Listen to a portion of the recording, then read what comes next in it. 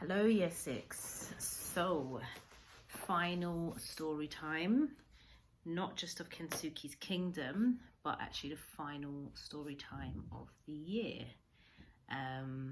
Because you should, well, the day that I'm uploading this is Tuesday the 14th. And within set days, that is technically the last day of school. So the last story time. Try not to get too emotional. I'm still going to put some work up onto the website for the next 3 days. So you'll have Wednesday, Thursday, Friday's work up there. Activities linked to the text the rest of the week. Transition activities. Hopefully you've been going on there and looking at the transition activities. If you haven't, they started from last week, Monday. So Monday the 6th of July. And it's 2 weeks worth of activities all based around transition to secondary school. So if you haven't done those activities yet, I think the work on the website will be up all summer. Don't quote me on that. But the work's not going to disappear tomorrow. So please do have a go at the transition activities because they will help you. And the English activities too.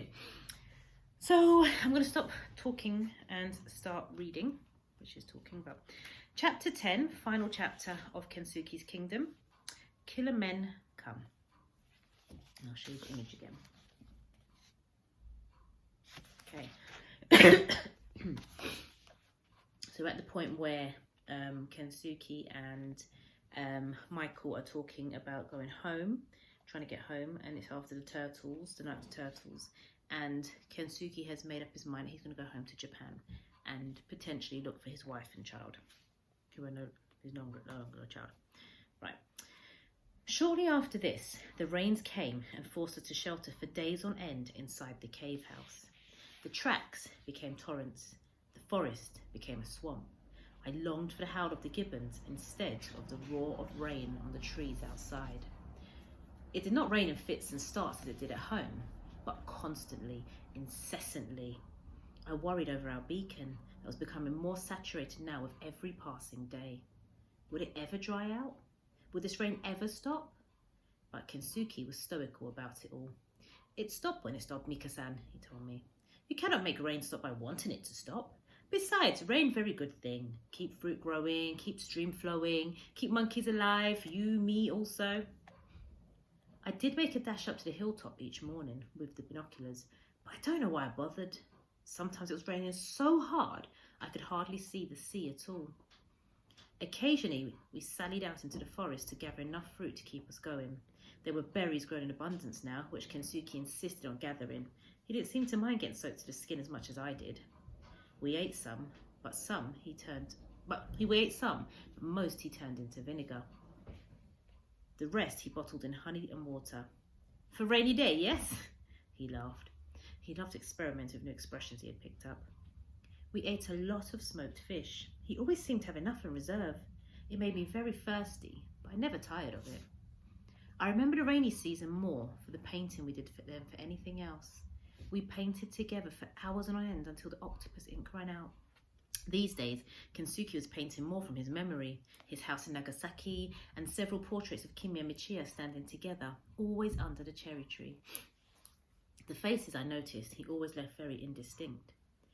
He once explained this to me. He was much more fluent in his English now. I remember who they are, he said. I remember where they are. I can hear them in my head, but I cannot see them. I spent days perfecting my first attempt at an orangutan. It was of Tamadachi. She would often crouch, soulful and dripping at the cave mouth, almost as if she was posing for me. So I took full advantage. Kensuke was ecstatic in his delight at my painting and lavish in his praise. One day, Mika-san, you will be fine painter like Hokusai, maybe. This was the first shell painting of mine he kept and stored away in his chest. I felt so proud. After that, he insisted on keeping many of my shell paintings. He would often take them out of the chest and study them carefully, showing me where I might improve, but always generously. Under his watchful eye and the glow of his encouragement, every picture I painted seemed more accomplished, more how I wanted it to be. Then one morning, the gibbons were howling again, and the rains had stopped. We went fishing in the shallows, out at sea too, and had very soon replenished our stores of smoked fish and octopus ink. We played football again, and all the while the beacon on a hilltop was drying out. Wherever we went now, we took the binoculars with us just in case. We very nearly lost them once when Kikambo, Tamadachi's errant son, always the cheekiest and most playful of all the young orangutans, stole them and ran off into the forest. When we caught up with him, he didn't want to surrender them at all. In the end, Kensuke had to bribe him a red banana for a pair of binoculars. But as time passed, we were beginning to live as if we were going to be staying on the island forever, and that began to trouble me deeply. Kensuke made repairs to his outrigger. He made more vinegar. He collected herbs and dried them in the sun, and he seemed less and less interested in looking for a ship. He seemed to have forgotten all about it. He sensed my restlessness. He was working on a boat one day, and ever hopeful, I was scanning the sea through the binoculars. "It is easier when you are old like me, Mika-san," he said. "What is?" I asked. "Waiting," he said. "One day a ship will come, Mika-san. Maybe soon, maybe not so soon, but it will come. Life must not be spent always hoping, always waiting. Life is for living." I knew he was right, of course, but only when I was lost and absorbed in my painting was I truly able to obliterate all thoughts of rescue, all thoughts of my mother and father. I awoke one morning and Stella was barking outside the cave house. I got up and went out after her. At first she was nowhere to be seen. When I did find her, she was high up on the hill, half growling, half barking. Her hackles were up. I soon saw why. A junk, a small junk far out to sea. I scrambled down the hill and met Kensuke coming out of the cave house, buckling his belt. "There's a boat!" I cried. "The fire! Let's light the fire!" "First, I look," said Kensuke. And despite all my protestations, he went back into the cave house for his binoculars. I raced up the hill again. The junk was close enough to shore. They were bound to see the smoke. I was sure of it. Kensuke was making his way up towards me, infuriatingly slowly. He seemed to be in no hurry at all. He studied the boat carefully now through his binoculars, taking his time about it. "We've got to light the fire," I said. "We've got to." Kensuke caught me suddenly by the arm. "It is the same boat, Mika-san. Killer men come. They kill the gibbons and steal away the babies. They come back again. I'm very sure. I do not forget the boat. I never forget. They're very wicked people. We must go quick. We must find all orangutans. We must bring them into the cave. They'd be safe here." It did not take him long to gather them in. As we walked into the forest, Kensuke simply began to sing. They materialized out of nowhere, in twos and threes, until we had 15 of them. 4 were still missing. We went deeper and deeper into the forest to find them, Kensuke singing all the while. Then 3 more came crashing through the trees, Tamadachi amongst them. 1 was still missing, Kikambo. Standing in the clearing in the forest surrounded by the orangutans, Kensuke sang for Kikambo again and again, but he did not come. Then we heard a motor start up. Somewhere out at sea, an outboard motor. Kensuke sang out again, louder now, more urgently. We listened for Kikambo. We looked for him. We called for him. "We cannot wait any longer," said Kensuke at last. "I go in front, Mika-san, you behind. Bring last ones with you. Quick, now!" And off he went up the track, leading one of the orangutans by the hand and still singing. As we followed, I remembered thinking that this was just like the Pied Piper leading the children away into a cave in the mountainside. I had my work cut out at the back. Some of the younger orangutans were far more interested in playing hide and seek than following. In the end, I had to scoop up 2 of them and carry them, one in the crook of each arm. They were a great deal heavier than they looked. I kept glancing back over my shoulder for Kikambo and calling for him, but he still did not come. The outboard motor died. I heard voices, loud voices, men's voices, laughter. I was running now, the orangutans clinging around my neck. The forest hooted and howled in alarm all around me. As I reached the cave, I heard the first shots ring out. Every bird Every bat in the forest lifted off so that the screeching sky was black with them. We gathered the orangutans together at the back of the cave and huddled there in the darkness with them as the shooting went on and on. Of all of them, Tomodachi was the most agitated, but they all needed constant comfort and reassurance from Kensuke.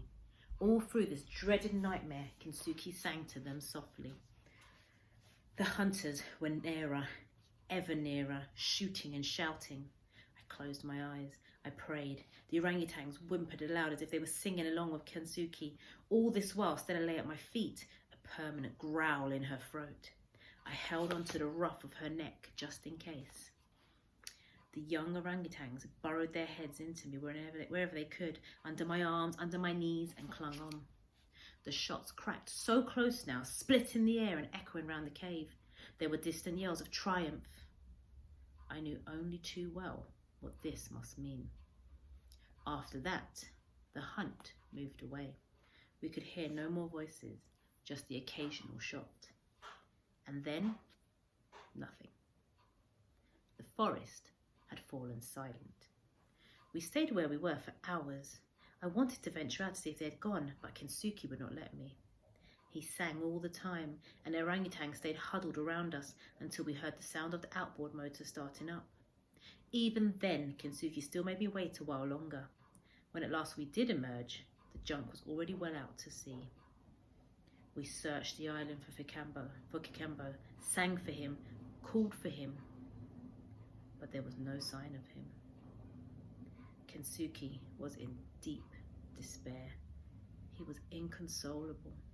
He went off on his own, and I let him go. I came across him shortly after, kneeling over the bodies of 2 dead gibbons, both mothers. He was not crying, but he had been. His eyes were filled with hurt and bewilderment. We dug away a hole in the soft earth on the edge of the forest and buried them. There were no words in me left to speak, and Kensuke had no songs left to sing. We were making our sorrowful way back home along the beach when it happened. Kikembo ambushed us. He came charging out of the trees, scattering sand at us, and then climbed up Kensuke's leg and wrapped himself around his neck. It was such a good moment, a great moment. That night, Kensuke and I sang 10 Green Bottles over and over again, very loudly, over our fish soup. It was, I suppose, a sort of wake for the 2 dead gibbons, as well as an ode to joy for Kikembo. The forest outside seemed to echo our singing. But in the weeks that followed, I could see that Kensuke was brooding on the terrible events of that day. He set about making a cage of stout bamboo at the back of the cave to house the orangutans more securely in case the killer men ever returned. He kept going over and over it, how he should have done this before, how he would never have forgiven himself if Kikembo had been taken, how he wished the gibbons would come when he sang so he could save them too. We cut down branches and brush from the forest and stacked them outside the cave mouth so they could be pulled across to disguise the entrance to the cave house. He became very nervous, very anxious, sending me often to the hilltop with the binoculars to see if the junk had returned. But as time went by, as the immediate threat receded, he became more his own self again. Even so, I felt he was always wary, always slightly on edge. Because he was keeping so many of my paintings now, we found we were running out of good painting shells. So early one morning, we set off on an expedition to find some. We scoured the beach, heads down, side by side, just a few feet apart. There was always an element of competition with our shell collecting. Who would find the first, the biggest, the most perfect? We had not been at it long, and neither of us had yet found a single shell when I became aware that he had stopped walking. "Mika-san," he breathed, as he was pointing out to the sea with his stick. There was something out there, something white, but too defined, too shaped to be a cloud. We had left the binoculars behind. With Stella yapping at me all the way, I raced back along the beach and up the track to the cave house, grabbed the binoculars and made for the top of the hill. A sail. 2 sails, 2 white sails. I bounded down the hillside back into the cave and pulled out a lighted stick from the fire. By the time I reached the beacon, Kensuke was already there. He took the binoculars from me and looked for himself. "Can I light it?" I asked. "Can I?" All right, Mika-san, he said. All right. I thrust the lighted stick deep into the beacon, in among the dry leaves and twigs and at its core. It lit almost immediately, and very soon flames were roaring up into the wood, licking out at us as the wind took them. We backed away at the sudden heat of it. I was disappointed there were so many flames. I wanted smoke, not flames. I wanted towering clouds of smoke. Do not worry, Mika-san, Kensuke said. They see this for sure, you see. We took turns with the binoculars. Still, the yacht had not turned. They had not seen it. The smoke was beginning to billow up into the sky. Desperately, I threw more and more wood onto the fire until it was a roaring inferno of flame and dense smoke. I had thrown on almost the very last of the wood we had collected when Kensuke said suddenly, Mika-san, it is coming. I think the boat is coming. He handed me the binoculars. The yacht was turning. It was very definitely turning. But I couldn't make out whether it was turning towards us or away from us. I don't know, I said. I'm not sure. He took the binoculars off of me. I tell you, Mika-san, it come this way. They see us. I am very sure it come to our island. Moments later, as the wind filled the sails, I knew he was right. We hugged each other there on the hilltop beside the blazing beacon. I leaped up and down like a wild thing, and Stella went mad with me. Every time I looked through the binoculars now, the yacht was coming in closer. She's a big yacht, I said. I can't see her flag. Dark blue hull, like the Peggy Sue. Only then, as I said it out loud, did I begin to hope that it could possibly be her. Gradually, hope turned to belief, and belief turned to certainty. I saw a blue cap, my mother's cap. It was them! It was them! Kensuke! I cried, still looking through binoculars. Kensuke, it's the Peggy Sue! It is! They've come back for me! They've come! But Kensuke did not reply. When I looked around, I discovered he was not there. I found him sitting at the mouth of the cave house with my football in his lap. He looked up at me, and I knew already from the look in his eyes what he was going to tell me. He stood up, put his hands on my shoulders, and looked at me deep in the eyes. You listen to me very good now, Mika-san, he said. I'm too old for that new world you tell me about. It's a very exciting world, but it is not my world. My world was Japan, long time ago, and now my world is here. I think about it for a long time. If Kimi is alive, if Michi is alive, then they think I am dead long time ago. I would be like a ghost coming home. I'm not same person. They're not same either. And besides, I have family here, orangutan family. Maybe killer men come again. Who look after them then? No. I stay on my island. This is my place. This Kensuke's kingdom. Emperor must stay in his kingdom, look after his people. Emperor does not run away. Not honourable thing to do. I could see there was no point in pleading or arguing or protesting. He put his forehead against mine and let me cry. You go now, he went on, but before you go, you promise 3 things. First, you paint every day of your life, so one day you'll be great artist like Hokusai.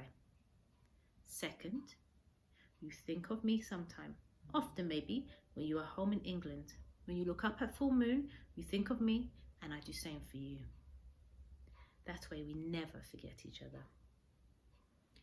Last thing, you promise, and very important for me, very important, you say nothing of this, nothing of me. You come here alone, you stay here alone in this place. You understand? I'm not here. After 10 years, you say what you like. All that left of me then is bones. It don't matter anymore. I want no one come looking for me. I stay here. I live life in peace. No people. People come, no peace. You understand? You keep secret from me, Mika. You promise? I promise, I said. He smiled and gave me my football. You take football. You're very good at football, but you're very much better painter. You go now. And with his arm around my shoulder, he took me outside. You go, he said. I walked away only a little way and I turned around. He was still standing at the mouth of the cave. You go now, please.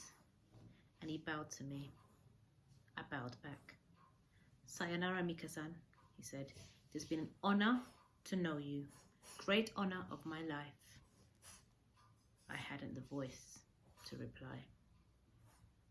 Blinded with tears, I ran off down the track. Stella didn't come at once, but by the time I'd reached the edge of the forest, she had caught up with me. She raced out onto the beach, barking at the Peggy Sue, but I stayed where I was, hidden in the shadow of the trees, and cried out all my tears. I watched the Peggy Sue come sailing in. It was indeed my mother and my father on board. They had seen Stella by now and were calling to her. She was barking her silly head off. I saw the anchor go down. Goodbye, Kensuke, I whispered. I took a deep breath and ran out to the sand, waving and yelling. I splashed out into the shallows to meet them. My mother just cried and hugged me till I thought I'd break. She kept saying over and over again, "Didn't I tell you we'd find him? Didn't I tell you?" The first words my father said were, "Hello, monkey face." For almost a year, my mother and father had searched for me. No one would help them, for no one would believe I could still be alive. Not a chance in a million, they said. My father too, he later admitted, had given me up for dead. But never my mother. So far as she was concerned, I was alive. I had to be alive. She simply knew it in her heart. So they had sailed from island to island, searching on until they found me. Not a miracle, just faith. And that's the end of chapter 10. That is a little postscript that I'm going to read. A little PS, a postscript at the end. 4 years after this book was first published, I received this letter. Dear Michael, I write to tell you, in my bad English, that my name is Michiya Ogawa. I am the son of Dr. Kensuke Ogawa. Until I read your book, I thought my father had died in the war. My mother died only 3 years ago, still believing this. As you say in your book, we lived in Nagasaki, but we were very lucky. Before the bomb fell, we went into the countryside to see my grandmother for a few days, so we lived. I have no memories of my father, only some photographs and your book. It will be a pleasure to talk to someone who knew my father as you did. Maybe one day we could meet. I hope so. With my best wishes, Michiya Ogawa. A month after receiving this letter, I went to Japan and I met Michiya. He laughs just like his father did. And that's the end of Kensuke's Kingdom. And that's the end of our story times. So for the last time, goodbye, Essex.